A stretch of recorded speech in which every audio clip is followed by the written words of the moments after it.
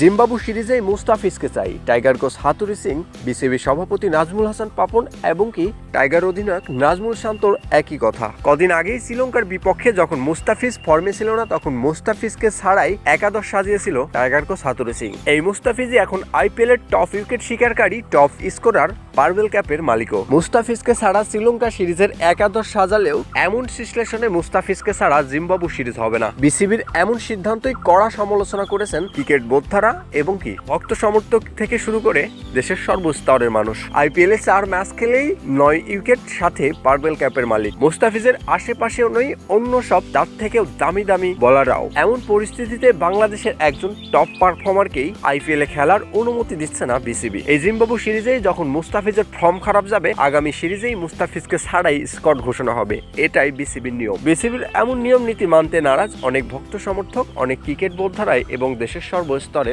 সাধারণ জনতা। আগামী 29 তারিখ পর্যন্ত আইপিএল এ খেলার ছাড়পত্র আছে মুস্তাফিজের। এরপরই ছাড়তে হবে আসর, পরেই পার্বেল ক্যাপ কিংবা সর্বোচ্চ উইকেট শিকারকারী সিংহাসনও ছাড়তে হবে ফিজকে। ভিসা প্রক্রিয়ার কাজে দেশে ফিরেই 1 ম্যাচ বিরতিতেই সেই সিংহাসন হারান মুস্তাফিজ। তবে সেটাই পেতে খুব বেশি সময় আর প্রয়োজন হয়নি। 1 ম্যাচ কম খেলেই এখন টপ উইকেট শিকারকারী মুস্তাফিজের এমন পরিস্থিতিতে মুস্তাফিজকে আইপিএল এ কন্টিনিউ খেলার ছাড়পত্র প্রদানে দাবি জানিয়েছে বিসিবির কাছে।